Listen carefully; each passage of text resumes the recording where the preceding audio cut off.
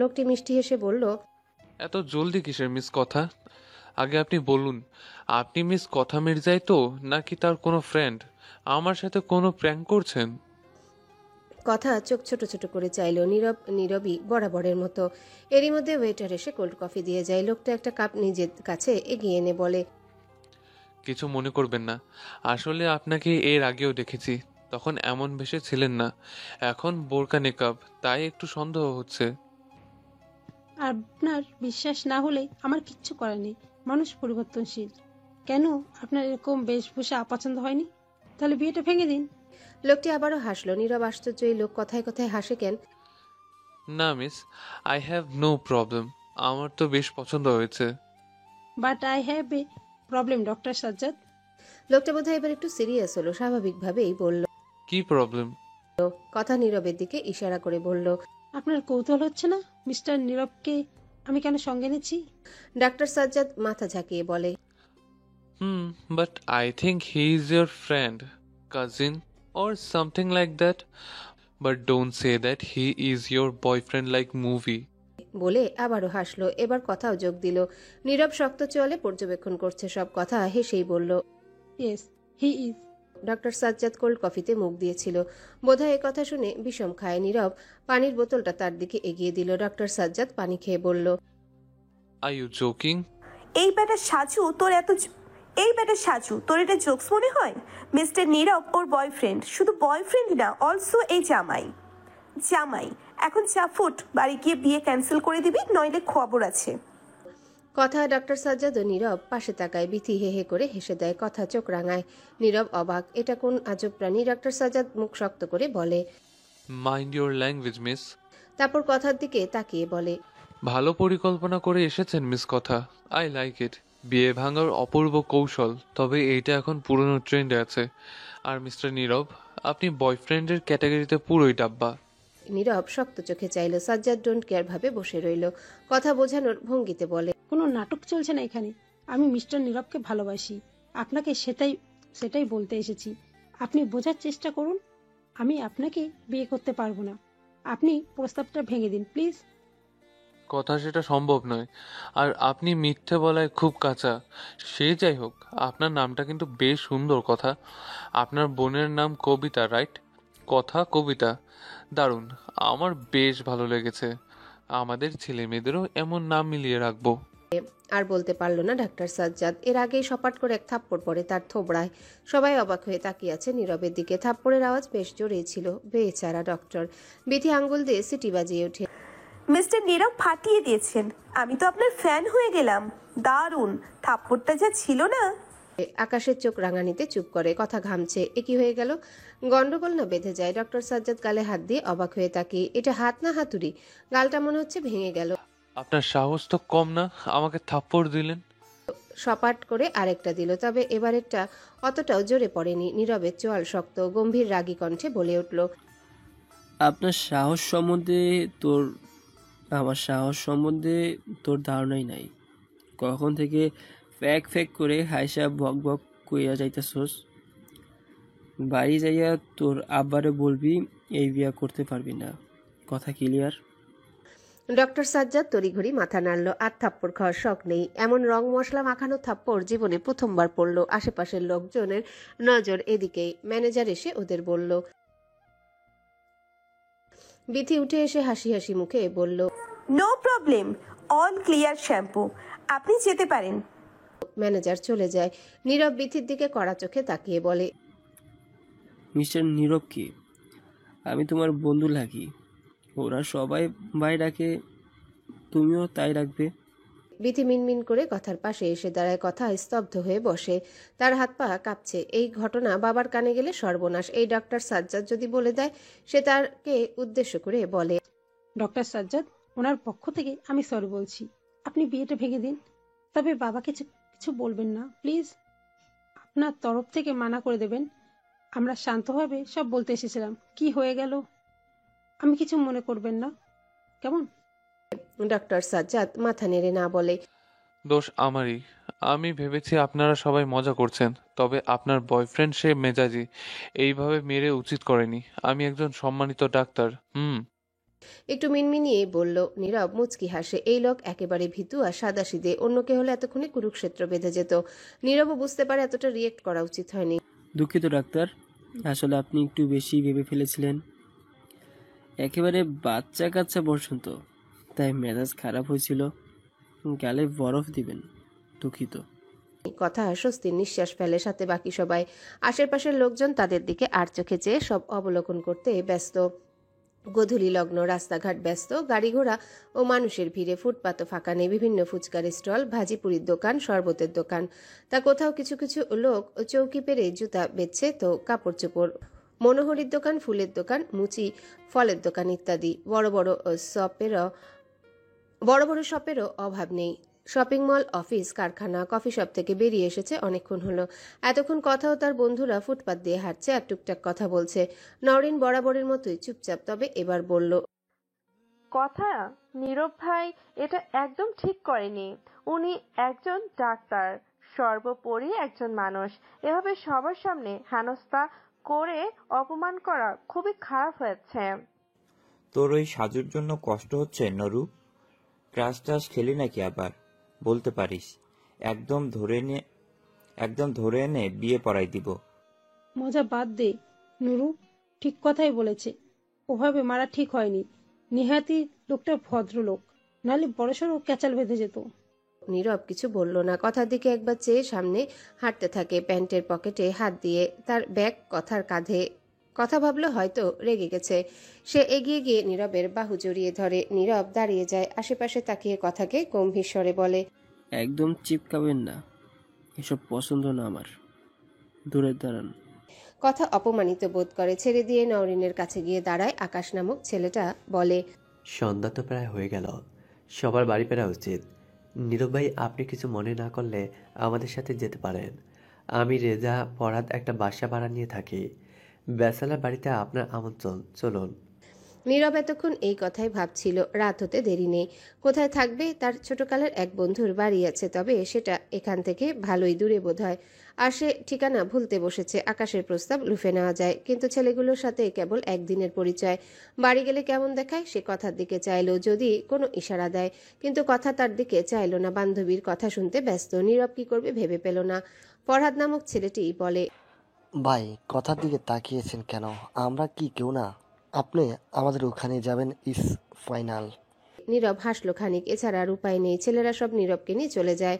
ওরা সবাই চলে গেলে দিব্য ও দীপাও চলে যায়। ওরা ভাই বোন, সনাতন ধর্মের, এখানকার স্থানীয়। সামিয়া, বিথি, নওরিন আর কথা পাশাপাশি বাড়িতে সাবলেট থাকে। সামিয়া হাঁটতে হাঁটতে কথাকে উদ্দেশ্য করে বলে।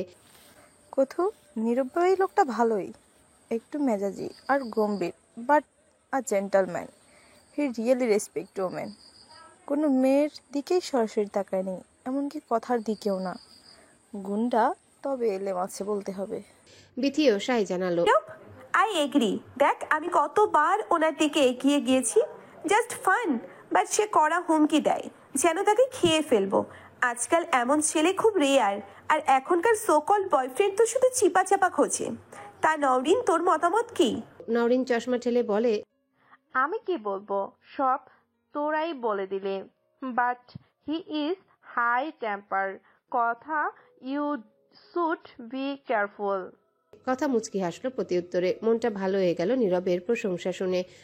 অন্ধকারে ঘেরা রজনী, কোথাও কোনো আলোর ছিটে ফোটা নেই। অম্বরে না শশী দেখা যায়, না তারকারাজি। পুরাই অন্ধকার, যেন ঘোর অমানিসা। গুমট পরিবেশ, ধরণী কৃত্রিম আলোয় আলোকিত। নীরব তিনতলা বিশিষ্ট বাড়ির ছাদের রেলিং ঘেঁষে দাঁড়িয়ে সিগারেট টানতে টানতে রাতের শহর দেখতে ব্যস্ত। না, রাতের শহর অতটাও খারাপ নয়, বেশ ভালো লাগছে দেখতে। আকাশ, রেজা আর ফরহাদ এই তিনতলা বাড়ির চিলেকোঠার ঘরে সাবলেট থাকে। ঘরটা ছোট নয়, আবার বড়ও নয়, ঠিকঠাক। তিনজন ভালোভাবেই থাকতে পারে। নীরবের ভাবনার মাঝে ফরহাদ ছেলেটা তার পাশে দাঁড়িয়ে বলে। নীরব ভাই, আপনি সিগারেট খান, কথা তো এটা সহ্যই করতে পারে না। তাছাড়া সিগারেট খাওয়া স্বাস্থ্যের জন্য ক্ষতিকারক। নীরব সিগারেটের ধোঁয়া শূন্যে উড়িয়ে বলে। চোর নিজে বলতেছে মামা চুরি করা গোর অপরাধ। ভালো। ফরহাদ মাথা চুলকে বলে। একটু একটু টানলে ক্ষতি নাই। দেব একটা। এত করে যখন বলছেন, না করি কিভাবে? নীরব একটা ফরহাদকে দিল, নিজের সিগারেটে শলাকার আগুন থেকে আগুন ধরিয়ে। ফরহাদ মনের আনন্দে টান দিয়ে নাকমুখ দিয়ে ধোঁয়া ছাড়তে লাগলো। নীরবের সেদিকে মনোযোগ নেই। সে ফোন বের করলো, মাকে একটা কল করা যাক, চিন্তায় আছে বোধহয়। ফোনে মায়ের সাথে কথা হলো কিছুক্ষণ, কেটে দিয়ে ফোন পকেটে ভরতে নিলে আরেকটা ফোন আসে, কথার ফোন। নীরব রিসিভ করে হ্যালো বলতেই কথা ক্রন্দনরত গলায় বলে উঠল। মিস্টার নীরব। নীরব চিরচেনা গম্ভীর গলায় বলল। কি হয়েছে? কথা নাক টেনে বলে। ওই ডক্টর সাজু ফোন করেছিল। কেন? উনি আমাদের কথা মতো বাড়িতে গিয়ে মানা করে, কিন্তু ওনার পরিবার ওনার কথায় গুরুত্ব দিচ্ছে না, বলেছে কাল আমাদের বাড়িতে যাবে। এখন কি হবে? নীরবের কপালে ভাঁজ পড়ে। ওই লোকটা হয়তো বলেই নাই, মিথ্যা বলছে হয়তো। না, সত্যি বলছে। এখন কি হবে? কিছু হবে না, আমি দেখতেছি। ওনার নাম্বারটা পাঠিয়ে দেন। বলে কল কাট করে। ফরহাদ বলে, বাই এনি প্রবলেম? ততক্ষণে আকাশ রেজাও হাজির। নীরব সব খুলে বলতে আকাশ বলে, ভাই একটা কথা বলি, আপনার দুজন আগে বিয়েটা করে নেন। বিয়ে হয়ে গেলে পরে সব সামলানো যাবে। কথার বাপের হাত অনেক বড়, যদি কোনো অ্যাকশন নেয় তখন। এভাবে না বলে বিয়ে করে নিলে হয়তো কষ্ট পাবে, 2-1 মাস বা বছর রেখে থাকবে, পরে বুকে টেনে নেবে। বাবা মায়ের মন তো, কিন্তু ভালোবাসার মানুষ হারিয়ে গেলে পাওয়া যাবে না। ফরহাদ রেজা তাতে সহায় জানায়। নীরব অস্বীকার করে। এভাবে পরিবার ছাড়া বিয়ে হয়? আর তাছাড়াও লুকিয়ে চুরিয়ে কাজ করা আমার তাতে নাই। ভাই বিয়েটা করেন, তবে আগেই কাউকে বলবেন না। 2 পরিবারের সাথে কথা বলে যদি সব মেনে নেয় তো হলোই, আর না মানলে এটা সেফটি ট্যাঙ্ক। তবে কথার বাবা না মানার চান্স 90%। এখন সিদ্ধান্ত আপনার। নীরব একটু ভাবনায় পড়ে যায়। ফরহাদ বলে, দাঁড়ান, কথাকে ফোন করে রাউটে দিই, দুজনে একসাথে সিদ্ধান্ত নিন। বলেই কথাকে কল দিল। কথা সাথে সাথে রিসিভ করে। আকাশ একই কথা কথাকে বললে কথা একটু ঘাবড়ে যায়। না, সত্যি বলছে। এখন কি হবে? এভাবে না জানিয়ে বিয়ে, পরিবার ছাড়া যদি কোনো প্রবলেম হয়? তার মানে তোর মতামত আছে? নীরব ভাই, আপনিও রাজি হয়ে যান। নীরব কিছু বলে না, গম্ভীর হয়ে চিন্তায় ডুবে। সে কি করবে? জীবনের এত বড় সিদ্ধান্ত পরিবারকে না জানিয়ে নেওয়া কি উচিত হবে? মা বাবা কষ্ট পাবে, ঝর্ণা শান্ত অভিমান করে থাকবে, আবার এদিকে কথা, যদি কথাকে হারিয়ে ফেলে। ভাবতেই দীর্ঘশ্বাস বেরিয়ে আসে। কথাকে বলে, কথা আপনি কি বলেন? কথা ফোনের ওপাশ থেকে বলে, আমি কি বলবো? আমি আপনাকে ভালোবাসি, সে শুরু থেকেই আপনার পিছনে পড়েছিলাম। এমন সিদ্ধান্ত আপনার, আপনি ভেবেচিন্তে সিদ্ধান্ত নেবেন, পরে আবার এই কথাকে নিজের জীবনে জড়িয়ে আফসোস না করেন। আপনার পরিবার আমাকে মেনে নেবে? নীরব কথার সব কথাই মনোযোগ দিয়ে শুনে। কথা, আমি জেনে শুনে এই পথে পা বাড়িয়েছি, আমার আফসোস হবে না। তবে আপনার হতে পারে হয়তো। আপনার বাবা মনে হয় না আমাকে কখনো মেনে নেবে, আর নেওয়ার কথাও না। সব বাবাই মেয়ের ভালোই চায়। আর আমার পরিবারের প্রসঙ্গ আসলে আমি বলবো সেটা আমার ওপর ভরসা করতে পারেন। প্রথমে হয়তো একটু নারাজ হবে, ধীরে ধীরে আপনাকে মেয়ের থেকেও বেশি আদর করবে। আমার মা সহজ সরল, বুবু একটু পুরনো মন মানসিকতার, তবে আমায় খুব স্নেহ করে। আর আব্বা, সে এক মেয়েকে দূরে সরিয়ে আরেক মেয়ের অপেক্ষায়। কথা কান্নার মাঝেও হেসে বলে, আমি শুধু আপনাকে চাই। আপনি পাশে থাকলে আমি সমস্ত পথ পাড়ি দিতে পারবো। মাঝপথে হাত ছেড়ে দেবেন না তো? মৃত্যু অবধি নয়। আর এই নীরব তালুকদার কথার খেলাপ করে না। কথা হাসলো। রেজা বলল, তাহলে মিয়া বিবি রাজি তো জলদি ডাকো কাজী। ফরহাদ তার মাথায় চাটি মেরে বলল, শালা, এই রাতে তুই কাজে খুঁজবি? সকাল সকাল হবে। নীরব ভাই, শেষ ব্যাচেলার ঘুম দিন জমিয়ে। কাল থেকে আরামের ঘুম হারাম করতে কথা মির্জা এন্ট্রি নেবে। নীরব হাসলো না, গম্ভীর মুখে ঘরে চলে এলো। কি হবে আগামীকাল? তাদের জীবনের কতটা পরিবর্তন হতে চলেছে? কোনো ঝড়ঝাপটা অপেক্ষায় আছে? আল্লাহ সহায় হও, সঠিক পথ দেখাও। অন্ধকার রুমে বিছানায় পা ঝুলিয়ে বসে আছে মৈত্রী। কারেন্ট চলে যায়নি, এমনি অন্ধকার করে রেখেছে ঘরটা। লাইটের আলো কেমন যেন লাগছে, সহ্য হচ্ছে না তার এই পন্থা। বিকেলের কথাগুলো কানে বাজছে যেন। মহিলাটা কী সব বলল তাকে? আচ্ছা, সত্যি কি তার ছায়া অশুভ? ঝর্ণা ভাবি প্রেগনেন্ট, কই তার মা তো কখনো বলে না ঝর্ণার সামনে না যেতে। না, সে কি ভাবছে? কি সব কুসংস্কারযুক্ত ভাবনা মানুষের, এরা ক্ষতিকর ভাইরাসের মতো। মানুষের সুস্থ জীবনকে অসুস্থ বানিয়ে দেয় এসব ভাবনা দ্বারা। এরই মধ্যে শতক রুমে ঢুকে অন্ধকার রুমে সুইচবোর্ড হাতড়ে লাইট জ্বালায়। মৈত্রী চোখ মুখ কুচকে নেয়। শতক লাইট অফ দেখে ভেবেছিল মৈত্রী হয়তো ঘুমিয়ে। তুই লাইট অফ করে অন্ধকারে বসেছিলে? আসলে লাইটের আলো চোখে লাগছিল। শতক ভ্রু কুচকে শান্ত ভঙ্গিতে মৈত্রীকে পর্যবেক্ষণ করে। ইদানিং মৈত্রী শাড়ি পরে বেশিরভাগ, আজও ব্যতিক্রম নয়। তুই যদি বিকেলে ওই ঘটনা কেন্দ্র করে মন খারাপ করে বসে থাকিস, তাই সোয়ার এক থাপ্পড়ে ঘর থেকে বের করে দেব, এ বলে দিলাম। মৈত্রী পা তুলে বসে বলে, তুই মারবে আমায়? এও বিশ্বাস করতে হবে? শতক চোখ ছোট ছোট করে তাকিয়ে বলে, অবশ্যই মারবো। তুই তো থাপ্পড় মেরেছিল প্রথম রাতে। ওটা তো মিস্টেক ছিল, ওটা কোনো মার হলো নাকি? ওটাকে মার বলো না। আচ্ছা, ওটা বাদ। এছাড়াও তো মারিস, হাত ছুঁড়ে বালে ছুঁড়ে আবার রাক্ষসের মতো কামড়ে লাল করে দিস। মৈত্রী দাঁত বের করে হাসলো। ওগুলো তো আদর করি। আচ্ছা, তুমিও মেরে শোধবোধ দিও। শতক হামি তুলতে তুলতে পুনরায় গিয়ে লাইট অফ করে বলে, মারবো তো অবশ্যই, তবে একটু ইউনিক ভাবে। তোকে তো আদরে আদরে মারবো। বলেই মৈত্রীকে বিছানায় ফেলে। মৈত্রী চোখ রাঙিয়ে বলে, অসভ্য মাস্টার। শতক হেসে উঠে তার উপরে উঠে ভর ছেড়ে গাল ঘষে বলে, আজ অসভ্যতমের পুরো গ্রামার শেখাবো তোকে। মৈত্রী মুখ কুচকে নেয়। গালটা জ্বলে গেল মনে হচ্ছে। শতক গালে ঠোঁট ডাবিয়ে চুমু খেলো। ধীরে ধীরে অধৈর্যরা মিলে যায়। অনুভূতির জোয়ারে ভাসতে থাকে কপতি। দুজনেরই ভালোবাসাময় একান্ত মুহূর্তে হঠাৎ বিঘ্ন ঘটে। কেউ ডাকছে আর দরজায় কড়া নাড়ছে। মৃদুর কান্নার আওয়াজও ভেসে আসতে শতক উঠে যায়। মৈত্রী জোরে জোরে কয়েকটা শ্বাস ছেড়ে নিজেকে সামলিয়ে ওঠে। শতক মৈত্রীকে ইশারা করে দরজা খুলে দেয়। দরজার একটু দূরেই দাঁড়িয়ে হাবিবুর রহমান ও মতিউর রহমান এবং তার কোলে ক্রন্দনরত আরু। শতক বলে, বরব্বা, কি হয়েছে? আরো কাছে কেন? সব ঠিক আছে?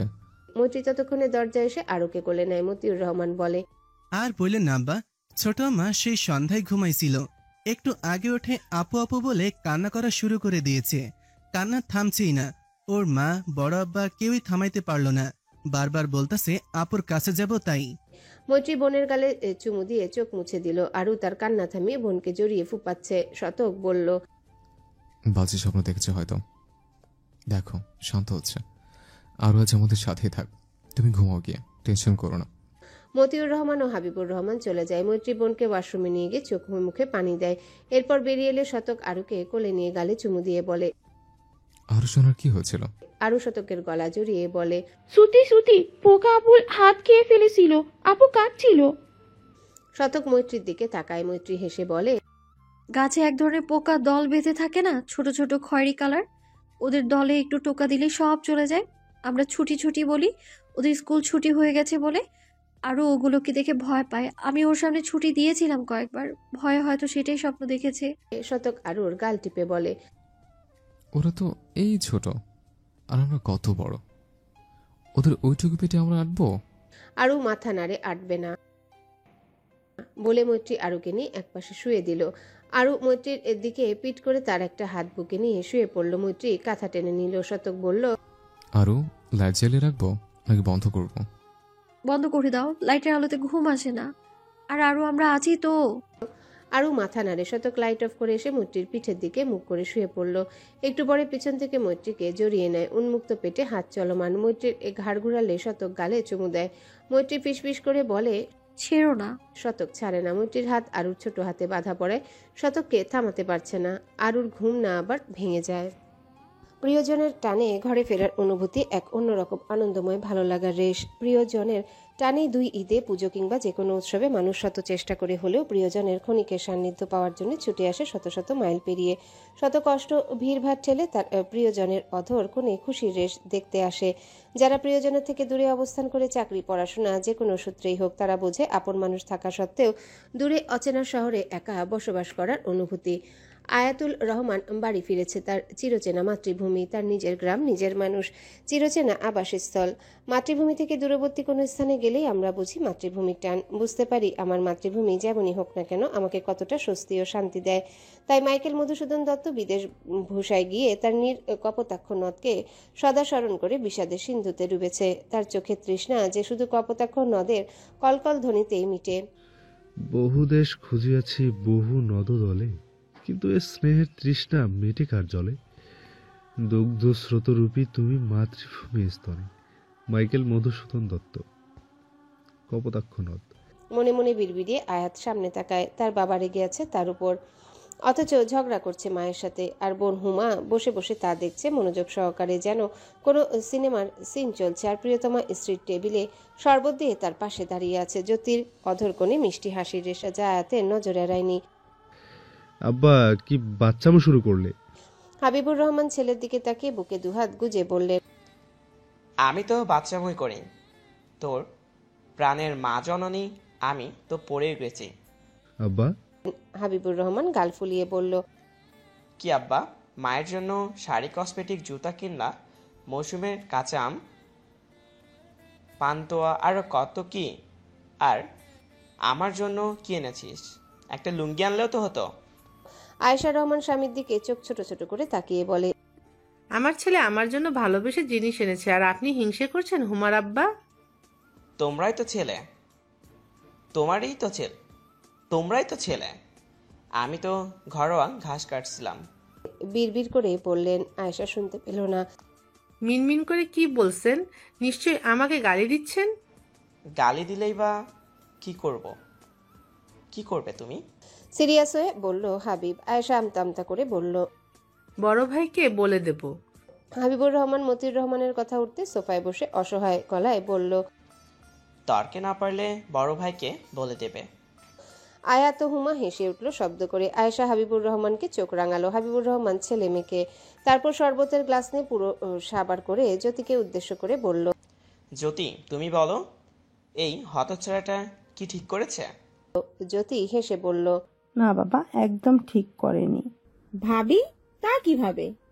জুতা, কসমেটিক্স আমি আনতে বলেছিলাম। মা ভাইকে ফোন করে কাঁচা আম, পান্তুয়া আর কাঁচা বাদাম আনতে বলেছিল। ভাই তাই এনেছে। বাবা ফোন করলে ভাবার জন্য আনতো। হাবিবুর রহমান মুখ ফুলিয়ে বলল, ভালোবেসে ফোন করে বলতে হয় না, মন থেকে আনতে হয়। আয়াত বাবার পাশে বসে বাবাকে জড়িয়ে বলল, ভালোবাসি বলেই তো ছুটি হতেই ছুটে এসেছি, আর স্বয়ং তোমার ছেলে এসেছে, আর কি লাগবে? মতিউর রহমান হেসে উঠল। আহা কি ভালোবাসা! সবাই দরজার দিকে চাইল। মৈত্রী হাসি মুখে দাঁড়িয়ে, ছোট আরু তার পাশে। আরু দৌড়ে এসে আয়াতের কোলে বসে গলা জড়িয়ে বলে, আই মিস ইউ। আয়াত তার গালে চুমু দিয়ে বলল, Aru miss me? I miss you মানে কি বলো তো?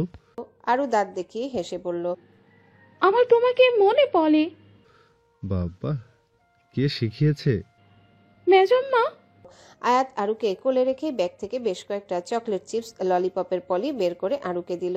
আরুর খুশি দেখে কে। সব আমার। আয়াত মাথা নাড়ে। আরু তার গালে চুমু দিয়ে একটা চকলেট দাঁত দিয়ে ছিঁড়ে মুখে পুরে। মৈত্রী হাবিবুর রহমানের পাশে বসে আয়াতকে বলে, আয়াত ভাই, তুমি আর হাজার ভাই প্রায় একসাথে বাড়িতে আসো, অথচ দুজন দুই ভার্সিটিতে, কিভাবে? এটা আমাদের ভাইদের সিক্রেট, তোকে কেন বলবো? সহস্র এসে বলে। মৈত্রী তার দিকে চেয়ে ভেঙচি কাটে। সহস্র কাল বিকেলে এসেছে, আর আয়াত আজ সকালে। মৈত্রী বলল, আগে এটা বলো, তুমি আমার পিছু পিছু কেন এলে হাজার ভাই? সহস্র দাঁত কেলিয়ে বলে, ছোট আম্মার হাতে রান্না করা সুস্বাদু খাবার খাইতে। ছোট আম্মা 11টা বাজলো প্রায়, খাইতে দাও কিছু। আয়েশা হেসে বলল, বাড়ছি দাঁড়া, বলেই চলে গেল রান্নাঘরে। ছোট মা, আমিও খাবো কিন্তু। আয়াত চোখ ছোট ছোট করে বলে, মা সবকিছু আমার জন্য বেঁধেছে, তোরা দুজনে আমার ভাগে হাত বসাবি। মৈত্রী সহস্র একে অপরের দিকে তাকিয়ে দাঁত কেলিয়ে হাই ফাইভ দিল। আয়াত সোফার কুশন দিয়ে দুজনকে দুটো বাড়ি দিয়ে বলল, যা, আজ ফকির খাওয়াবো না, জলদি বের হ। সহস্র কুশন কেড়ে নিয়ে বলে, সে তুই ফকির বল আর মিসকিন, ছোট আম্মার হাতের চিংড়ি, গরুর মাংস কষা, ইলিশ মাছের ঝোল না খেয়ে যাব না। আরে তুই কি রে, এতদিন পরে বাড়ি ফিরলি, এতদিনের বিরহ ভেঙে রুমে গিয়ে জ্যোতি ভাবিকে জড়িয়ে টরিয়ে আদর করবি? তা না। শেষ কথাগুলো কানে কানে বলল সহস্র। আয়াত চোখ রাঙায়। হুমা বলে, জোরে বলো, আমরাও শুনি। সহস্র আয়াতের কাছে থেকে সরে হুমার মাথায় চাটি মেরে বলে, আগে বড় হন বুবুজান আর ভাবি, যাও আয়াতকে ঘরে নিয়ে বেচারা একটু ফ্রেশ হয়ে নিক। বলে আয়াতকে চোখ টিপ দিল। আয়াত সেদিকে গ্রাহ্য না করে রুমে চলে গেল। জ্যোতি তার পিছু পিছু। আরু গিয়ে হাবিবুর রহমানের কোলে বসে। মৈত্রী সহস্রের দিকে চোখ ছোট ছোট করে চেয়ে আরুকে বলে, একটা চিপস দে তো। আরও চিপসের চকলেটের পলি লুকিয়ে বলে। দেব না। সহস্র হাবিবুর রহমান হেসে উঠল মৈত্রী মুখ ফুলিয়ে। হুমা তার জন্য আনা চিপস চকলেট আইসক্রিম থেকে মৈত্রীকে একটা চিপস আর বাটি আইসক্রিম দিলে মৈত্রী হাত বাড়িয়ে নিল। সহস্র হাত পাতল যদি তাকেও দেয় সে আশায়, কিন্তু হুমা তাকে দিল না। ভাইজান, ছোটদের থেকে সদাই খাইতে নাই, খিলাইতে হয়। সহস্র মৈত্রীর হাত থেকে আইসক্রিমের বক্স কেড়ে নিতে নিলে মৈত্রী ঝট করে সরিয়ে নেয়। সহস্র দাঁতকে লিয়ে বলে, আইসক্রিমটা দে, তোর না ঠান্ডা লেগেছে? ভাইকে বলে দেবো কিন্তু। মৈত্রী চিপসটা পিঠের পিছনে লুকিয়ে আইসক্রিমের বক্স খুলে আঙ্গুল ডুবিয়ে সেটা মুখে নিল। বল গিয়ে, তাকে ভয় পাই নাকি আমি? হ্যাঁ। সহস্র চুপ করে সোফায় বসে মুখ ফুলিয়ে। হুমা আরেকটা আইসক্রিমের বাটি এনে সহস্রকে দিল। সহস্র সেটা নিয়ে মিষ্টি হাসি দিল। আমার লক্ষ্মী বোন, এই জন্যই তোকে এত ভালোবাসি। হুমা হাসলো। হাবিবুর রহমান বলল, দুটোতে ছিল, ওদের দিলি, তুই কি খাবি? সহস্র হুমার দিকে চাইলো। হুমা বলল, আমি খাবো না, গলা ব্যথা করছে রাত থেকেই। সহস্র হেসে হুমার গাল টেনে দিয়ে আইসক্রিম খাওয়ায় মনোযোগ দিল। আয়াত রুমে ঢুকে শার্ট খুলে ওয়াশরুমে চলে যায়। জ্যোতি দরজা লাগিয়ে খাটে পা ঝুলিয়ে বসে আয়াতের অপেক্ষায়। আয়াত সময় নিয়ে ওয়াশরুম থেকে বের হয়। বের হয়ে দেখে জ্যোতি বিছানায় বসে। সে জ্যোতির সামনে দাঁড়ায়। জামাইয়ের বিরহে দেখছি শুকিয়ে কাঠ হয়ে গেছো, খাওয়া দাওয়া করো না নাকি? জ্যোতি জবাব দেয় না, আয়াতের দিকে চেয়ে রয় অবিরল। ধীরে ধীরে চক্ষু যুগল ছলছল করে ওঠে, নাকের পাটা ফুলে ওঠে অষ্টাধর কম্পমান। আয়াত জ্যোতির মনোভাব বুঝতে এগিয়ে আসে। জ্যোতি তার পিঠে হাত রেখে ফুপিয়ে ওঠে। আয়াত শক্ত করে জ্যোতিকে বুকের কাছটায় চেপে ধরে বলে, এভাবে কাঁদলে কিন্তু পরিবারে আরো দেরিতে আসবো। জ্যোতির মাথা তুলে ঘাড় উঁচিয়ে চায়। আয়াত তার মুখ আজলায় ভরে সারা মুখ মিষ্টি চুম্বনে ভরিয়ে দিতে থাকে, যেন তীব্র খরার পরে এক পশলা বাড়িধারা ভূমিষ্ঠ হচ্ছে। দীর্ঘ 6 মাসের বিরহের পর কপত কপতি মিষ্টি ভালোবাসায় মেতে উঠেছে। বেলা 11:30। ব্যস্ততম ঢাকা শহরে নীরব কথা একটা সিএনজিতে বসে আছে। সাথে নওরিন, আকাশ ও ফরহাদ। বিধি, রেজা, দীপ্ত, দীপা, সামিয়া ও ডাক্তার সাজ্জাদ অন্য সিএনজিতে। সবারই উদ্দেশ্য মির্জাবাড়ি। কথা চুপচাপ বসে। একটু আগেই নীরবার কথা পবিত্র বন্ধনে আবদ্ধ হয়েছে। কাল রাতেই সব বন্ধু বান্ধব মিলে সিদ্ধান্ত নিয়েছিল। সকালে বন্ধুরাই সব ব্যবস্থা করে। কথাকেও রেডি করাতে চেয়েছিল, সাথে একটা সিম্পল লাল শাড়ি, একটা ওড়না। কিন্তু বিয়ের পরপরই মির্জাবাড়ি যেতে হবে যে ডাক্তার সাজ্জাদ আর তার পরিবার আসার কথা দুপুরে, তাই আগেই যেতে হবে। আর বিয়ের কথাটা গোপনে যেহেতু রাখবে, সেহেতু লাল শাড়ি পরে তো আবার যাওয়া যাচ্ছে না। এত সব ঝামেলার মাঝে বিয়ের পর চেঞ্জ করবে কোথায়? তাই সিদ্ধান্ত নিয়েছিল একটা সিম্পল লাল গাউন আছে কথার, সেটাই পরবে। আর বউ ওড়না বড় করে মাথায় ঘোমটা দিয়ে দিবে। রেডি হয়েও ছিল। রেডি হয়ে রাস্তায় নীরবের সামনে পড়লে নীরব বলে, বোরকা ছাড়া? ওর সব বন্ধু বান্ধবীরা বিয়ে করতে যাবে, আর এই বেটা বোরখার কথা বলছে। তারা কথাকে সুন্দর করে সাজিয়ে এনেছে। হালকা মেকআপ, চোখে কাজল, আইলাইনার, ঠোঁটে টকটকে লিপস্টিক, কানে বড় অ্যান্টিকের ঝুমকো। একদম অপসরা লাগছে তাদের বান্ধবীকে। ভেবেছে দেখে চোখ আটকে যাবে, অথচ এই বেটা পুরাই নিরামিষ। বিথি হেসে কথার হাত ধরে বলে, নীরব ভাই, বিয়ে হবে ওর, বোরখা পরবে কেন? নীরব কথার দিকে চেয়ে বলে, বিয়েটা বাড়িতে ধুমধামের সাথে হচ্ছে না, কাজী অফিসে হচ্ছে। আর আপনি প্রতিদিন বোরকা পরে নিজেকে হেফাজত রাখলেন, এরপর হঠাৎ কোনো অনুষ্ঠানে সেজে গুজে নিজেকে সবার সামনে উপস্থাপন করলেন। তাহলে আপনার প্রতিদিন বোরকার নেকাব পরার কি মূল্য রইল? কথা কিছু বলেনি। পুনরায় গিয়ে বোরখা পরে এসেছিল, সাথে সাজো গায়েব। তারা হতাশ হয়ে চেয়েছিল শুধু। নীরব কথার দিকে চাইলো, চুপচাপ বসে রইল, বাইরে সীমাবদ্ধ। নীরব কিছু বলল না, তার মনটা অস্থির হয়ে আছে। মাকে না জানিয়ে কত বড় সিদ্ধান্ত নিয়ে ফেললো। তার বিয়ে নিয়ে মায়ের অনেক স্বপ্ন ছিল যে সে দীর্ঘশ্বাস ছাড়ে। এসব ভেবে আর লাভ নেই, যা হওয়ার হয়ে গেছে। আর বাবাকে তো সব জানিয়েছে গত রাতেই। তার বাবা রেগে যায়নি, তাকে সাহস দিয়েছে সব ঠিকঠাক হবে। আর মায়ের সাথেও কথা বলে নিবে। বিয়ে পড়ানোর সময়ও তাকে কল করেছিল নীরব। তার ফোনে উপস্থিতিতে বিয়ে পড়ানো হয়। সিএনজিতে সবাই চুপচাপ। বিথি, সামিনা, দীপা ও দীপ্তি, এই 4 জন পেছনে। 3 জনের সিটে 4 জন। চাপাচাপি তো হবেই। চাপাচাপি হতো না যদি না ডাক্তার সাজ্জাদ আসতো। কাল রাতে নীরব ডাক্তার সাজ্জাদকে ফোন করে আসতে বলে বিয়েতে সাক্ষী হিসেবে। বিধি চঞ্চল মেয়ে, চুপ থাকতে পারে না, কথা বলার জন্য আকুপাকু করছে। এই যে মিস্টার সাজু, আপনার কি মন খারাপ? সাজ্জাদ সামনে বসে ড্রাইভারের সাথে। বিধির কথায় পিছনে ফিরে মুচকি হেসে বলে, না তো, কেন মন খারাপ থাকবে? না, আপনি কথাকে পছন্দ করেছিলেন বিয়ের জন্য, অথচ কথার বিয়ে নীরব ভাইয়ের সাথে হলো। আপনি আবার উকিল বাবা হয়েছিলেন না, মানে হবু বইয়ের হবু জামাই থেকে উকিল বাবা হয়ে গেলেন। ফিলিংসটা কেমন? ডাক্তার সাজ্জাদ মুখটা দুকি দুকি ভাব করে বলে। তা একটু খারাপ লাগছে, এখন কি করার? বিথি হাসি মুখে বলে, আপনি টেনশন করবেন না, আপনার জন্য আরো একটা পাত্রী আছে। আমাদের আর এক ফ্রেন্ড নওরিন আছে না, ওই যে চশমা পরে ভদ্র ভদ্র আলা ভোলা, ও তো কথার থেকেও শান্ত। আপনার সাথে সেই মানাবে, দুজনেই চুপচাপ। আহা, বিবাহিত জীবনে শান্তি শান্তি। সামিয়া ওর পিঠে একটা আলতো কিল বসালো। বিথি সামিয়ার কানে ফিসফিস করে বলল, তোর কথা বলিনি বলে রাগ করেছিস? আচ্ছা দাঁড়া, বলছি। সামিয়া আরেকটা লাগায়। ডাক্তার সাজ্জাদ এতক্ষণ নরিনের কথা ভাবছিল, তারপর মুচকি হেসে বলল, দুজনে চুপচাপ কেমন, বোরিং লাগবে না? আপনি হলে ভালো হবে। লাইফটা একটু টকঝাল মিষ্টি না হলে কেমন একঘেয়েমি এসে যাবে, তাই না? আপনি রাজি হলে। দীপ্ত, দীপা, সামিয়া, রেজা হেসে উঠল। বিথি রেগে যায়। এই যে মিস্টার সাজু, আপনার ফ্ল্যাটিং স্কিল জঘন্য। আপনার সাহস দেখে অবাক হচ্ছি, আর তোরা হাসছিস। হাসবো না? তোর মতো পেতনি যে বেচারার কপালে আছে, তার কপাল পুড়ল বলে। আর সেই লোক যদি ডক্টর সাজ্জাদ হয়, তাহলে বড় ভাই, আপনার আত্মার মাগফিরাত কামনা করছি। সাজ্জাদ সহ সবাই হেসে উঠল। বিথি মুখ ফুলিয়ে বসে রইল চুপচাপ। কথা নীরব, সাজ্জাদ ও বাকিরা সবাই কথাদের বাড়ির সামনে একটু আড়ালে দাঁড়িয়ে আছে। ভেতরে যাবে শুধু কথা, নীরব আর ডাক্তার সাজ্জাদ। বিথি নীরবকে বলল, নীরব ভাই, অল দ্য বেস্ট। আপনাকে আর কি সাহস দেব। তবে ভুরিভোজ ছাড়া বিয়ে হয়? সব মিটিয়ে ভুরিভোজের ব্যবস্থা করবেন কিন্তু। সবাই হাসলো নীরব বাদে। সে টেনশনে, ভিতরে কি হবে। তাকে যে যোগ্যতা নিয়ে অপমানিত হতে হবে সেটা শিওর। এখন প্রশ্ন হচ্ছে সে কতক্ষণ মাথা ঠান্ডা রাখতে পারে। তারা গেট দিয়ে ভিতরে প্রবেশ করে। কথা সাথে থাকায় দারোয়ান কোনো প্রশ্ন ছাড়াই গেট খুলে দিল। বিশাল এরিয়া জুড়ে দোতলা বাংলো। নীরব আশেপাশে দেখলো ফুলের বাগান, সুইমিং পুল, দেয়ালবিহীন শুধু একটা ছাউনি, যার নিচে বেতে চেয়ার ও টেবিল, পাশে দোলনা, কিছু গাছগাছালি, আরো কিছু টুকটাক।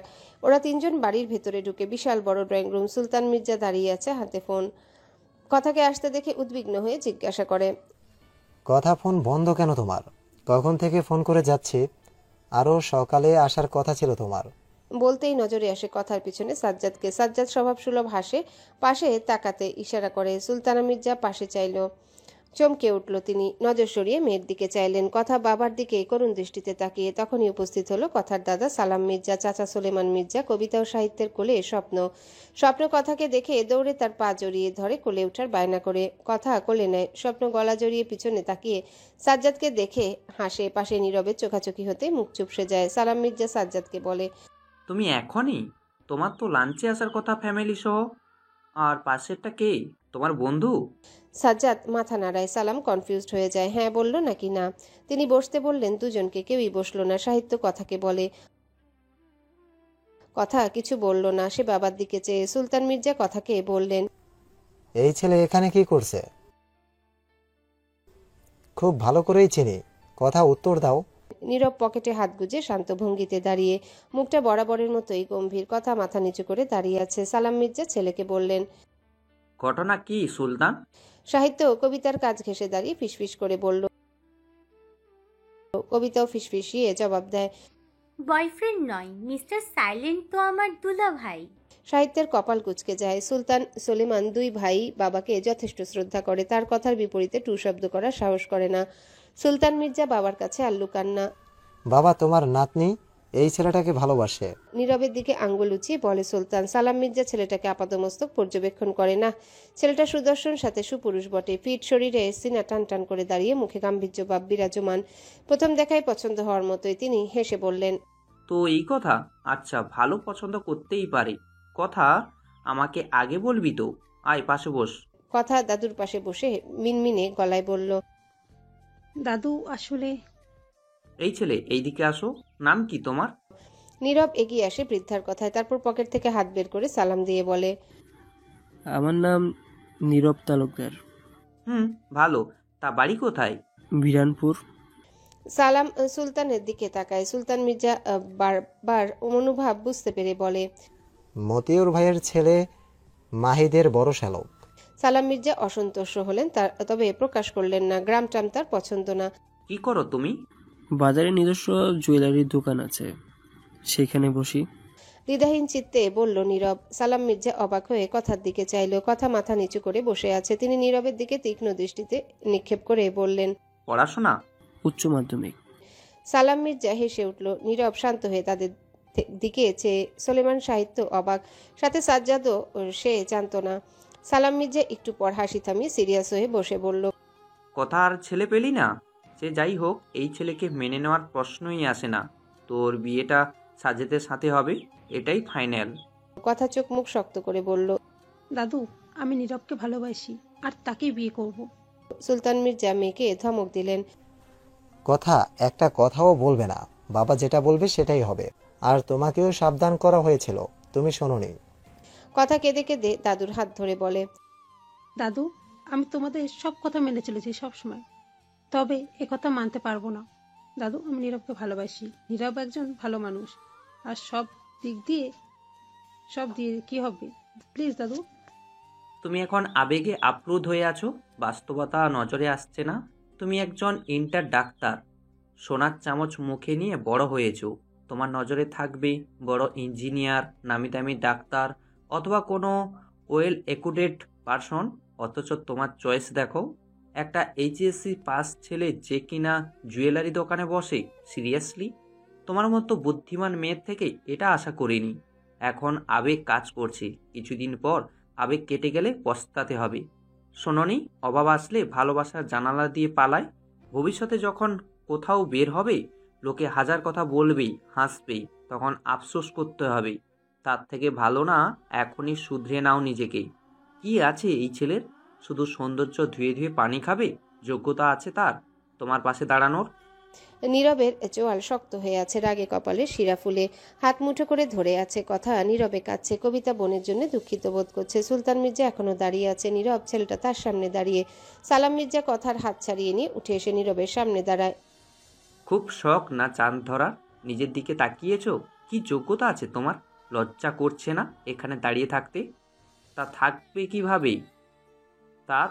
কিভাবে? বড়লোক বাড়ির মেয়ের জামাই হওয়ার শখ কি না? দাদা। নীরবকে থামিয়ে দিয়ে সালাম মির্জা চিল্লিয়ে বলে, দাদা নাই তোর, স্যার বল।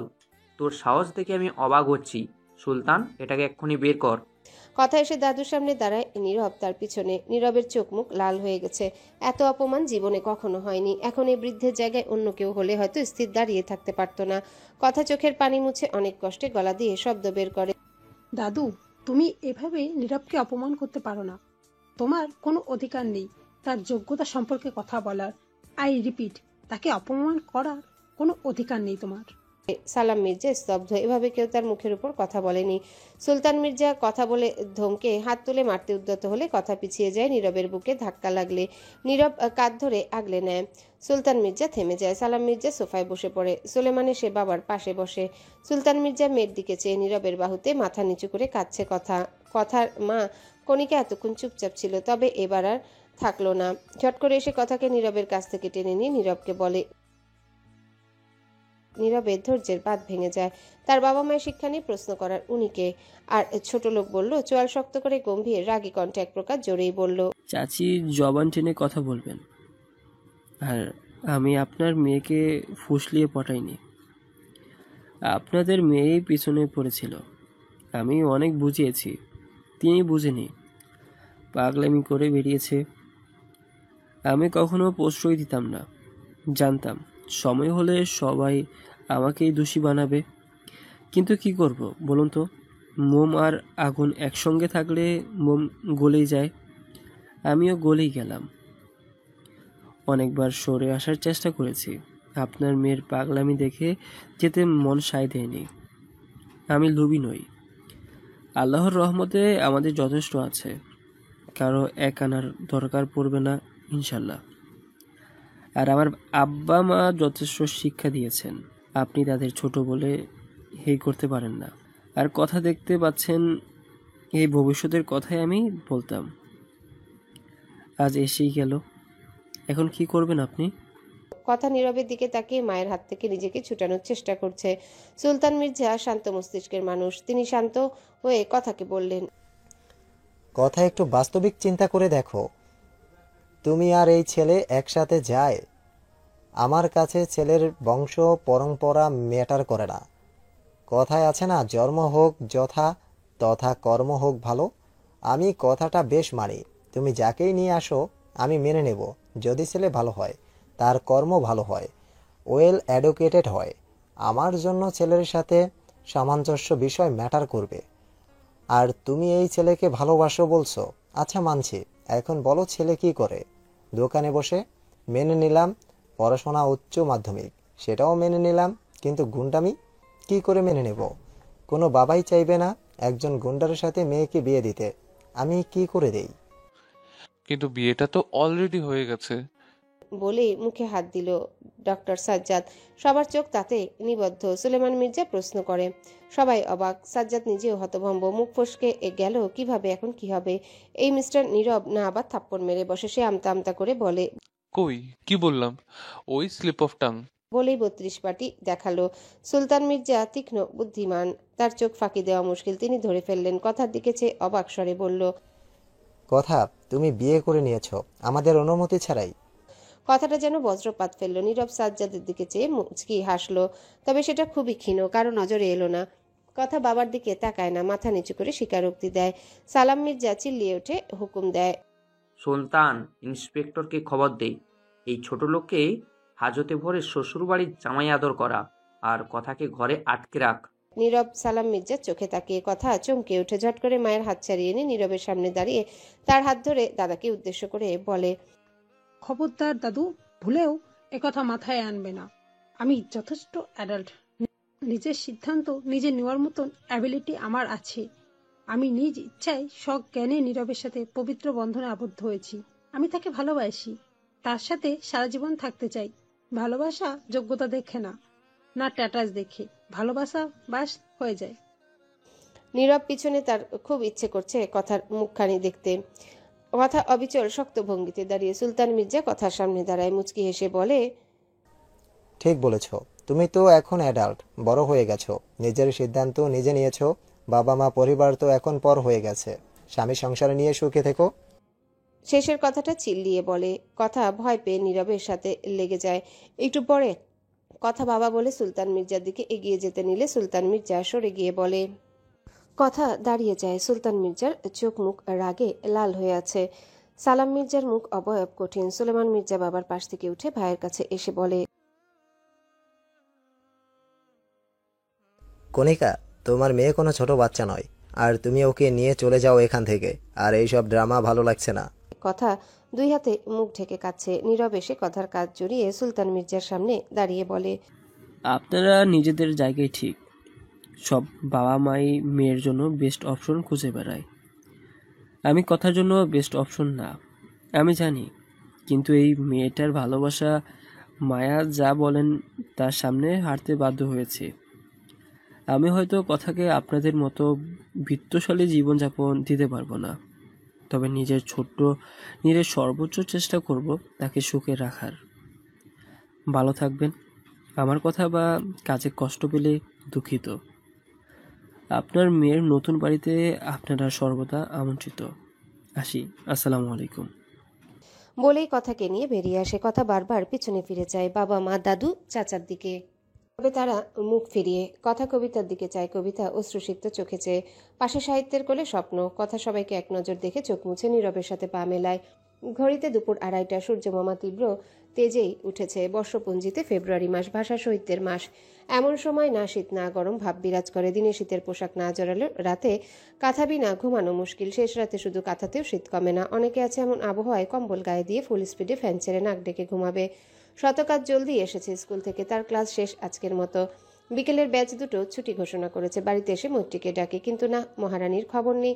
বাড়ি পুরো ফাঁকা, অথচ দরজা চাপিয়ে দেয়া শুধু। সে আরো কয়েকবার ডাক দিল, না, এলো না। সহস্র কেউ নজরে এলো না। আব্বা মা তো স্কুলে, তাদের ছুটি দেরি আছে। সে রুমে গিয়ে ফ্যান ছেড়ে বিছানায় বসে। আবার ডাক দেয় মৈত্রীকে, সাড়া পায় না। কতক্ষণ বসে থাকার পর দরজায় দেখে মৈত্রী মাথা ঢুকিয়ে উকি দিল। তার দিকে নজর পড়তে দন্তপাটি দেখালো। তার ভিতরে এসে বলে, কখন এলে? শতকের তার দিকে শান্ত হয়ে চেয়ে জবাব দিল, বাড়ি এসে কখনো তোকে পাই না। কোথায় থাকা হয়? আমি কিন্তু বাপের বাড়ি যাওয়া চিরদিনের জন্য বন্ধ করে দেব। মৈত্রী মিষ্টি হেসে দূরত্ব কমিয়ে শতকের সামনে এসে দাঁড়ায়। বাপের বাড়ি যাইনি তো, এই হাজার ভাই, হুমা, আয়াত ভাই, জ্যোতি ভাবি সবাই মিলে মুভি দেখছিলাম হাজার ভাইয়ের ল্যাপটপে। তুমি দেখেছো শুনতেই পাইনি প্রথমে। উদ্ধার করেছিস। এখন আমার চশমা খুলে টেবিলে রাখ আর শার্ট খুলে দে। শতক বিছানায় দুহাত ঠেকিয়ে পিছনে হেলে বলল। মৈত্রী চোখ ছোট ছোট করে শতকের দিকে চেয়ে শতক ভ্রু উঁচিয়ে ইশারাতে বলে কি, মাথা নেড়ে বোঝায় কিছু না, বলে শতকের চশমা রেখে শার্টের বোতামে হাত লাগায়। শতক শান্ত হয়ে তাকিয়ে পর্যবেক্ষণ করছে। শ্রুতি মিষ্টি রঙের শাড়ি, গাঢ় মিষ্টি রঙের কনুই পর্যন্ত হাতার ব্লাউজ, চুল ও খোপায় বাঁধা, কানে স্বর্ণের ছোট ঝুমকা, নাকে একটু বড় নাকফুল, হাতে চিকন স্বর্ণের বালা, মুখে নেই প্রসাধনীর ছোঁয়া, চোখে কাজল পর্যন্ত দেয়নি, কপালের একপাশে কাটা ও সেলাইয়ের দাগ। এতে তার মুগ্ধতা কমেনি একানাও। ভালোবাসার মানুষটির সবকিছুই ভালো লাগে, মুখের ব্রণ, দাগের চিহ্ন। একদম মিষ্টি বউ লাগছে তার বউ, তার গিন্নি, তার ঘরের রানী। ভাবতেই মন পুলকিত হয়ে উঠল। মৈত্রী শার্ট খোলার পর শতকের পরনের হাত কাটা সাদা গেঞ্জিটাও খুলে নিল, নাক কুচকে পায়ের মোজা জোড়াও খুলে দিল। তারপর আলমারি থেকে লুঙ্গি এনে বলে, প্যান্ট চেঞ্জ করো গিয়ে। শতক সোজা হয়ে বসে মৈত্রীর কোমর জড়িয়ে বুকে মুখ গুজে বলে, শার্ট গেঞ্জি তো নিজে খুলে দিলে, প্যান্টও খুলে দে।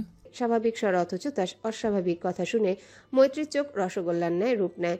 চুল মুঠোয় ভরে মাথা সরাতে চাইলেও পারে না। শতক বাঁধন শক্ত করে মাথা উঁচে মৈত্রীর দিকে চায়। মৈত্রী কটমট করে বলে, মুখে কিচ্ছু আটকায় না, আশ্চর্য।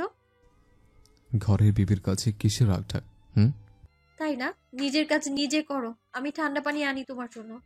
বলেই শতককে ছাড়িয়ে বাইরে যায়। শতক লুঙ্গি হাতে নিয়ে সোফায় ছুঁড়ে ফেলে ওয়াশরুমে গিয়ে হাত মুখ ধুয়ে এসে পুনরায় বিছানায় বসে। ততক্ষণে মৈত্রীও চলে আসে পানির জগ ও একটা প্লেট নিয়ে। মৈত্রী সেগুলো টেবিলে রেখে বলে, প্যান্ট চেঞ্জ করলে না? আর মুখ ভেজা তো মুছতে পারোনি? বলেই আঁচল দিয়ে মুখটি যত্ন সহকারে মুছে দিল। শতক মৈত্রীর দিকে শান্ত চোখে চেয়ে মৈত্রী গ্লাসে পানি ঢেলে শতককে দিল। পানি খেয়ে নিয়ে খাবারটা শেষ করো জলদি। বলে দরজাটা লাগিয়ে আসে। শতক পানি পান করে গ্লাস টেবিলে রাখে। মৈত্রী প্লেটের দিকে ইশারা করে বলে, খাও। শতক কিছু না বলে মুচকি হাসলো। মৈত্রী কিছু পল শতকের হাসি দেখে হাত ধুয়ে ভাত মাখালো। বড় গলদা চিংড়ি মাছ পেঁয়াজ কুচি দিয়ে ঝাল ঝাল করে রেঁধেছে ছোট মা। শতকের পছন্দ বলে সকালে খেয়ে দিয়ে শতকের জন্য নিয়ে এসেছে অল্প, সেটাই দিয়েছে ভাতের উপর। লোকমা বাড়িয়ে শতকের মুখের সামনে ধরে বলে, তোমার কি শরীর খারাপ করছে? এমন ঝিমিয়ে আছো কেন? শতক মুখে পুড়ে নিল। লোকমা চিবোতে চিবোতে জবাব দিল, মৈত্রী বিশ্বাস করলো না খুব একটা। দাঁড়িয়ে সবটুকু ভাত খাইয়ে পানি দিল। শতক পানি পান করলে মৈত্রী এটো প্লেটে হাত ধুয়ে পানি দিয়ে শতকের মুখ মুছে দিল। প্লেট গ্লাস টেবিলে রেখে আঁচলে মুখ মুছে নিজেও হাত মুছে নিয়ে কপালে গলায় হাত রেখে বলল, জ্বর টর তো নেই? কি হয়েছে কিছু বলবে? শতক এসে তার কাঁধে হাত রেখে কিছু সময় মৈত্রীর চোখে চেয়ে থাকে। মৈত্রী ভ্রু চেয়ে জানতে চায়। শতক অপলক চেয়েই থাকে। মৈত্রী তার গালে হাত রেখে গালে ও কপালে চুমু দিয়ে বলে, এমন চুপ করে আছো কেন? ভালো লাগছে না এমন। শতক চোখ বন্ধ করে ব্যক্তিগত নারীর স্পর্শ অনুভব করছিল। তার উদ্বিগ্ন ভগ্ন কণ্ঠ কানে বাজতে চোখ খোলা তার দিকে চায়। কাঁধে রাখা হাত চেপে কাছে টেনে আনে মৈত্রী। চোখ রাঙিয়ে বলে, কি করছো? শতক তাকে জড়িয়ে বিছানায় ফেলে তার উপর সম্পূর্ণ ভর ছেড়ে গলায় কয়েকটা চুমু দিয়ে তার ছোট বুকে মাথা রেখে পিঠের নিচে দুহাত দিয়ে শক্ত করে জড়িয়ে চোখ বন্ধ করে বলে, কিছু করবো না, শুধু ঘুমাবো আমি, আর তুই কোথাও যাবি না। মৈত্রী হেসে এক হাত চুলের ভাঁজে দিয়ে অপর হাতে পিঠ বুলিয়ে দেয়। শতক মৈত্রীকে শক্ত করে জড়িয়ে ধরে আছে, যেন পালিয়ে যাবে। মৈত্রী হাঁসফাঁস করে, দম বন্ধ বন্ধ লাগছে। এত শক্ত করে ধরে হাড্ডিগুড্ডি না গুড়িয়ে যায়। যাবো না কোথাও, একটু আস্তে ধরো। যাতে আমার ঘুম গাঢ় হলে পালিয়ে যেতে পারিস, তাই না? শতক বন্ধন আরেকটু দৃঢ় করে। ও আল্লাহ, এই শতক ভাই যাবো না বলছি তো, দম বন্ধ লাগছে আমার। শতক বাঁধন ঢিল করে দিল। মৈত্রী স্বস্তির নিঃশ্বাস ফেলে। শতকের মাথায় হাত বুলিয়ে চুল হালকা করে টেনে দিতে থাকে। শতক যেন আরাম পেল। চোখ বুজে নিতেই অল্প ব্যবধানে ঘুমিয়ে পড়ল। সে খুবই ঘুম কাতুরে কিনা। মৈত্রী হেসে আরো বেশ কিছু সময় সেভাবেই চুল টেনে দিল। নিজেও ঘুমিয়ে পড়ার চেষ্টা করে, ব্যর্থ হয় সাথে বড়। শতকের সন্দেহ শঙ্কাকে জিতিয়ে তাকে সরিয়ে উঠে পড়ে। শুধু উঠলই না, সাথে একটা ভয়ঙ্কর কাজ করতে হাঁপ ছেড়ে রুম থেকে বের হলো। ব্যস্ততম রেস্টুরেন্টে ভুরিভোজের ব্যবস্থা করা হয়েছে। সেখানেই রেজা, ফরহাদ, বিথি সকলে সেই ভুরিভোজে ব্যস্ত। যে যার পছন্দ অনুসারে অর্ডার করেছে। নীরব তাদের বলেছে, তোমাদের যা খুশি যত খুশি অর্ডার দাও, বিল আমি পরিশোধ করব, তবে খাবার অপচয় করবে না। সকলের খুশি দেখাকে। এরকম ট্রিট কয়জন দেয়? এখন পেয়েছে, একদম লুফে নিয়েছে। কথা কিছু অর্ডার করেনি, সে টুকটাক কথা বলছে সবার সাথে, তবে তার মনের ভেতর কি চলছে একটু হলেও আন্দাজ করা যায়। নীরব কথাও তার জন্য মোরগ পোলাও অর্ডার করে, কথা কিছু বলে না। অর্ডারকৃত খাবার এলে কথা দীর্ঘশ্বাস ফেলে। খাবার তার গলা দিয়ে নামবে না, কি করে খাবে সে? এত কিছু হয়ে গেল এই অল্প সময়ের ব্যবধানে। অবাক হয়নি সে, ভেবেছিল এমন কিছুই হবে, আর তাই হলো। সে জানতো তার পরিবার মেনে নেবে না, তবুও নিজেকে কখনো আটকে রাখবে না। আমার হাত বান্ধিবি, পা বান্ধিবি, মন বান্ধিবি কেমনে? কথার সাথেও এমনটাই হয়েছে। আশঙ্কা জেনেও নিজেকে সরাতে পারেনি, বারংবার নিজেকে বুঝিয়েছে। বেহা এমনটা বোঝেইনি। খাওয়া শুরু করো, আর খাবার নষ্ট করা ভালো না, সবটুকু শেষ করবে। কথা চমকে নীরবের দিকে চায়। তুমি বললো না তাকে? এতদিন তো আপনি বলেই এসেছে, হঠাৎ তুমি? বিথির চামচ দিয়ে ফ্রাইড রাইস মুখে পুরে বলে। বাহ, বিয়ে অবধি আপনি, বিয়ের পর তুমি, সো সুইট। কথা কষ্টের মাঝেও মুচকি হাসে। একটু ভালো লাগছে কি? নীরব বলে। বিয়ের আগ অবধি সে আমার ছিল না, এখন সে সম্পূর্ণ আমার। আপনি তুমিতে কি আসা যায়? সবাই ওহো বলে চিল্লিয়ে উঠল। নীরব হাসলো খানিক, কথা লজ্জা পেয়ে যায় খানিকটা। আশেপাশের টেবিলের কেউ কেউ তাদের হই হুল্লো শুনে তাদের দিকে বিরক্ত হয়, কেউ তাদের আনন্দ দেখে খুশি হয়। খাওয়া শেষে সবাই রেস্টুরেন্ট থেকে বেরিয়ে আসে, রাস্তার পাশে ফুটপাত ধরে হাঁটতে থাকে। একটা দোকান থেকে কোকাকোলা কিছু আইসক্রিম কিনে নেয়। পেট পুরে খাওয়া দাওয়া শেষে ঠান্ডা না হলে চলে, সবাই টুকটাক হাসি ঠাট্টায় মজে আছে। তবে নীরব কথাও নওরিন চুপ। রেজা সেটা লক্ষ্য করে বলে, আরে ভাই চিল, মা বাবা সবচেয়ে বেশি সন্তানদেরই ভালোবাসে। এখন অভিমানে মুখ ফিরিয়ে নিলেও পরে বুকে টেনে নিতে দেরি হবে না।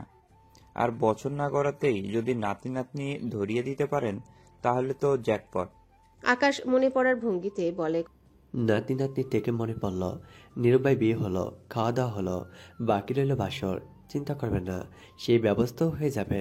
কথা চোখ রাঙায় বন্ধুদের। বন্ধুরা থোড়ায় ভয় পেল, কিছু বলতে নিলে নীরব বলে ওঠে, কিছু করতে হবে না, অনেক করেছো তোমরা, ধন্যবাদ দিয়ে ছোট করব না। বাড়ি ফিরবো আমরা। কথা প্রয়োজনীয় জিনিসপত্র নিয়ে তৈরি হয়ে আসুন আপনাদের ভাড়া বাসা থেকে। সন্ধ্যার বাসেই চলে যাব।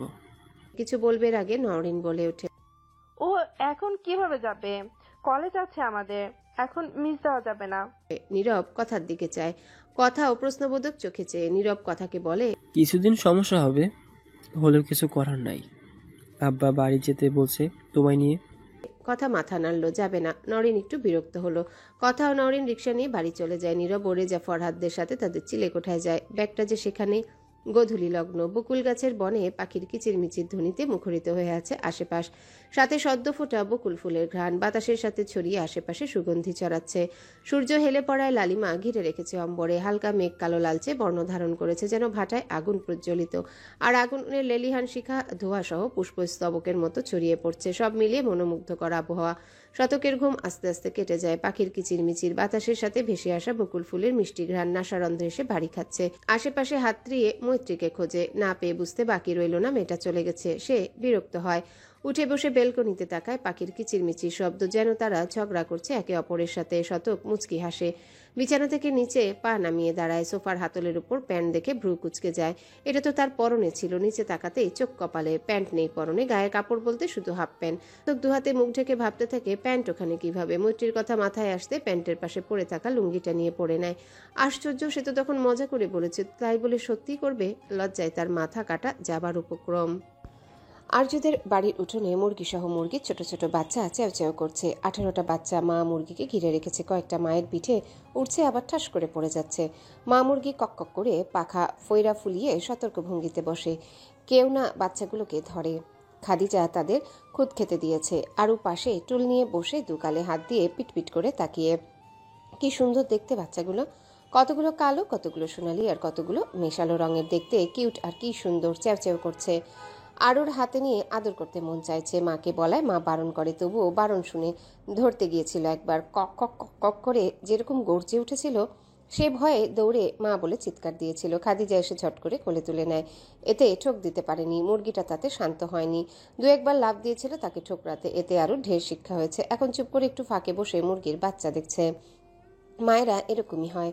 মুরগিটা তার বাচ্চাকে সুরক্ষা নিশ্চিত করতে বাচ্চার আশেপাশে কাউকে ঘেঁষতে দেয় না। কেউ ঘেঁষলে তাকে নানি স্মরণ করিয়ে দেয়।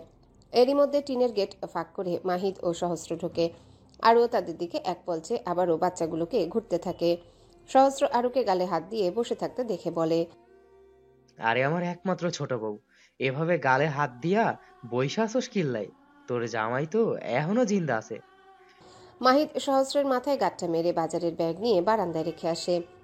মতিউর রহমান দোকানের জন্য মাল কিনতে শহর গেছে, তাই বাজার মাহিদের করতে হয়েছে, নয়তো বাড়ির বাজারঘাট সব মতিউর রহমান নিজে হাতে করতে পছন্দ করে। কখনো কখনো দুই ভাইয়ের জন্য বাজার করে আনে। মাহিদ ব্যাগ রেখে আরুকে কোলে নিয়ে গালে চুমু দিয়ে বলে, আমার ছোট্ট বোনটা ফুলাইয়া আছে কেন? মা বকা দিছে? আরু ও মাথা নাড়ে। বকা দেয়নি। মুরগির বাচ্চার দিকে আঙ্গুল তাক করে বলে, বাবুগুলোকে আদর করতে মন চাইছে। এত বড় একটা জামাই থাকতে মুরগির পিচ্ছি বাচ্চা করে আদর করার মন চাই বউ? হায়, এত দুঃখ কই রাখমু? হাজার আজ তোর অগ্নি পরীক্ষা নিব। তুই যদি বিনা ঘায়েলে একটা মুরগির বাচ্চা ওখান থেকে আনতে পারোস, তো তোর সাথে বোন বিয়া দিতাম, নইলে আর জীবনে আরুকে বউ বলে ডাকবি না। শয়তানি হাসি দিয়ে মাহিদ বলে। অরুর মুখ উজ্জ্বল হয়ে উঠল। সহস্রের মুখ ভোতা হয়ে যায়। ভাই, এর থেকে ভালো আমি সারা জীবন সিঙ্গেল থাকবো। বউয়ের দরকার নাই, তাও ওই মুরগির মায়ের পিছনে লাগতে যাবো না। ন্যাংটা কালে অনেক আদর খাইছি ওদের, আর চাই না, মাফ করো। এরই মধ্যে মৈত্রী এসে ভেতরে ঢুকে সহস্রের কথার পিঠে জবাব দেয়। সে আদর খাইছো মুরগির বাচ্চা মায়ের? বলেই খিলখিলিয়ে হেসে উঠল। সাথে যোগ দিল আরু ও মাহিদ। সহস্র বলল, এই শালি, তুই এইখানে কি করস? শ্বশুর বাড়ি ভালো লাগে না? মৈত্রী কটমট করে বলে, না লাগে না। ওইখানে দাজ্জাল একটা দেবর আছে না, সারাক্ষণ হাড় মাংস জ্বালিয়ে খায়। সহস্র ভেঙচি কেটে বলল, তার ঘাড়ে কয় মাথা যে তোর হাড় মাংস জ্বালিয়ে খায়? মৈত্রী কিছু বলে না। সহস্র গিয়ে বারান্দায় বসে।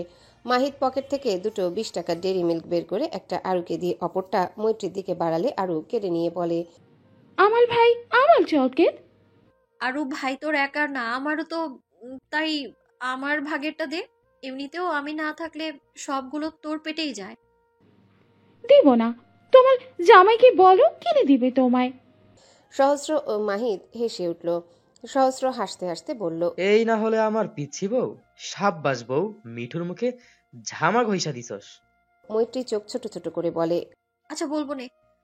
তুই আবার আমার জামাইয়ের থেকে চাস? দেবো পিঠের উপর দিয়ে একদম। তোমার জামাইয়ের থেকে নেব না তো, আমার সদক ভাইয়ের থেকে নিব। খাদিজা বেগম মুরগিকে খাবার দিয়ে গোয়াল ঘরে গিয়েছিল গায়ে দুটোকে খাবার দিতে। গোয়াল ঘর থেকে সবার কথাই শুনতে পায় সে। আরুর কথা শুনে হেসে বেরিয়ে এসে বলে, এত কথা কই থেকে শিখলি, এত পাকনা বুড়ি? মাহিদ মাকে দেখে বলে, বারান্দায় বাজারের ব্যাগ আছে, আর আব্বা ফোন দিছিল। কত দূর? আসলে মৈত্রীর কিছু মনে পড়ায় বলে, ইস, আমার রান্না চড়াইতে হইব। মা, গেলাম আমি। আর হাজার ভাই, তোমার মেজমা ডাকতেছে। বলেই চলে গেল। মাহিদ আরুকে নামিয়ে ঘরে যায়। ঝর্ণা কোথায়? নিজের রুমে ঢুকে অন্ধকার দেখে আলো জ্বালাতেই বিছানার নজর যায়। বোকারানি ঘুমে আচ্ছন্ন। সে বিছানার ধারে আসতে ঝর্ণা চোখ খুলে মাহিদ হেসে বলে, ইস, ভাঙিয়ে দিলাম ঘুমটা। ভালো হয়েছে, ওঠো। এই অবেলায় ঘুম? মাগরিবের আজান দিল বলে। ঝর্ণা আড়মোড়া ভেঙে উঠে বসে হাই তুলতে তুলতে জবাব দেয়, হঠাৎ চোখ লেগে গেল। মাহিদ এগিয়ে এসে ঝর্ণার কপালে গলায় হাত রেখে তাপমাত্রা পরীক্ষা করে বলে, গা তো গরম না? শরীর খারাপ লাগছে? ঝর্ণা হেসে তার গলা জড়িয়ে বিছানায় বসিয়ে তার কোলে মাথা রেখে বলে, ঠিক আছি, শুধু ঘুম পাই, মনে হয় দিন রাত শুধু ঘুমিয়ে থাকি। মাহিদ মাথায় হাত বুলিয়ে বলে, এখন আর শুয়ে থেকো না। মা বলে সাজবেলা শুয়ে থাকতে নেই। আর তোমার জন্য আচার এনেছি। এই সময় মেয়েরা তো আচার খেতে ভালোবাসে। ঝর্ণা মুখ কুচকে বলে, আম্মা তো আচার বানিয়েছে, আবার মা দাদি দিয়ে গেছে 2 বয়াম, আবার আপনি আনলেন। এত আচার কে খাবে? আর এমনিতেও আমার আচার খেতে ভালো লাগে না, আর না বাবুর। মাহিদ ঝর্ণার পেটে হাত দিয়ে বলে, তো বাবুর আর বাবুর আম্মুর কি খেতে ইচ্ছে করে? বাবুর আব্বুর আদর। বলে 2 হাতে মুখ ঢাকে।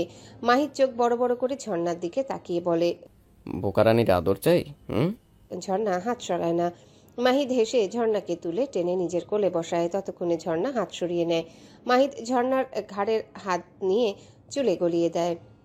মুখ ঝুঁকিয়ে পুরুষালী রুক্ষ অধর দ্বারা নরম চিকন ওষ্ঠাধর আঁকড়ে নেয়। ঝর্ণার নিঃশ্বাসের গতি বেড়ে যায়। তীব্র আশ্লেষে মাহিদের শার্টের কলার আঁকড়ে ধরে গলায় আঁচড় দেয়। মাহিদ যেন বেপরোয়া হয়ে ওঠে। সন্ধ্যা পেরিয়ে রাত নেমেছে ধরণীতে। আকাশটা ঘন মেঘ মল্লারে ঘিরে, সাথে বৃষ্টি পড়ছে ঝিরিঝিরি। ফেব্রুয়ারি মাসে বৃষ্টি তাই বেশ ঠান্ডা আবহাওয়া বিরাজ করছে। নীরব কথা বাসে বসে। বাস ছেড়েছে আধা ঘন্টা হয়েছে, সব বন্ধুদের থেকে বিদায় নিয়ে সন্ধ্যার বাসে উঠেছে। বাস একটু দেরিতে ছেড়েছে। কথা জানালার ধারে সিটে বসে নীরব তার পাশে। বাসের শেষ সিটের আগের সিট তাদের, সামনের সিটের টিকিট বুকড হওয়ায় পিছনে ঝাঁকি খাওয়া। কথা জার্নিতে প্রবলেম হয় না, ছোটবেলা থেকেই অভ্যাস। কিন্তু নীরবের অভ্যাস নেই দূরপাল্লার জার্নি, তার অস্বস্তি হচ্ছে। কথা হয়তো বুঝতে পারে। আপনার বাসে ওঠার অভ্যেস নেই হয়তো, জানলার পাশে বসুন, আমি ওখানে বসছি। নীরব পাশের সিটে তাকায়। দুটো কম বয়সী ছোকরা একটু পরপর এদিকে তাকাচ্ছে। নীরব দু একবার চোখ রাঙিয়েছে, তাই এবার আর চোখে চাইছে। নীরব ঘাড় ঘুরিয়ে কথার দিকে চেয়ে বলে, এখানেই ঠিক আছি। কথা বাসের জানালার গ্লাসের দিকে মাথা ঠেকিয়ে বাইরে তাকায়। বৃষ্টির ফোঁটা গ্লাসে এসেও বাড়ি খাচ্ছে এক মনোরম পরিবেশ। বাস জার্নিতে বৃষ্টির দেখা মিললে এক অন্যরকম ভালো লাগাময় অনুভূতি কাজ করে। সিটে বসে বাইরে বৃষ্টির ঝমঝমাঝম নৃত্য মনে দোলা জাগিয়ে দেয়। কথা ভাবলো, ইস এখন দিনের বেলা হতো। নীরব কন্ট্রাক্টরকে ডেকে আলো নিভিয়ে দিতে বলে। তার কথায় বেশ কয়েকজন সায় দিলে সে বাতি নিভিয়ে দেয়। এতে কথার সুবিধা হয়। বাহিরের দৃশ্য কিছুটা হলেও দৃশ্যমান। কথার কবিতার কথা মনে পড়ে যায়। কবিতা সে বাসে কোথাও গেলে কবিতায় জানালার ধারে সেই বসতো। সারা রাস্তায় এটা ওটা বলে নিজে হাসতো, সাথে তাকেও। কবিতার কথার সাথে পরিবারের সকলের কথা মনে পড়ে। বাবা, দাদু, চাচ্চু, মা সবাই এখন কি করছে? তার কথা মনে পড়ছে কি? আচ্ছা, তাকে কি কখনো ক্ষমা করবে না ভাবতেই আখিদয় ভরে ওঠে। সেটা হতে বাড়িধারা বইতে শুরু করে কপল বেয়ে। বাস ছেড়ে দেওয়ার পর কথা নেকাব খুলে রেখেছিল। অন্ধকার হওয়ার দরুন তার বাড়িধারা নীরব দেখতে পায় না। তবে মৃদুস্বরে নাক টানার শব্দে নীরব গম্ভীর কণ্ঠস্বরে খানিকটা আদর মিশিয়ে বলে, হ্যালো বন্ধুরা, পরবর্তী পার্ট খুব তাড়াতাড়ি আসবে, তো সবাই অপেক্ষায় থাকো। আর চ্যানেলটি যারা এখনো সাবস্ক্রাইব করোনি তারা পরবর্তী পার্ট দেখার জন্য চ্যানেলটি সাবস্ক্রাইব করে রেখো। ধন্যবাদ সবাইকে, আমাদের সাথেই থেকো।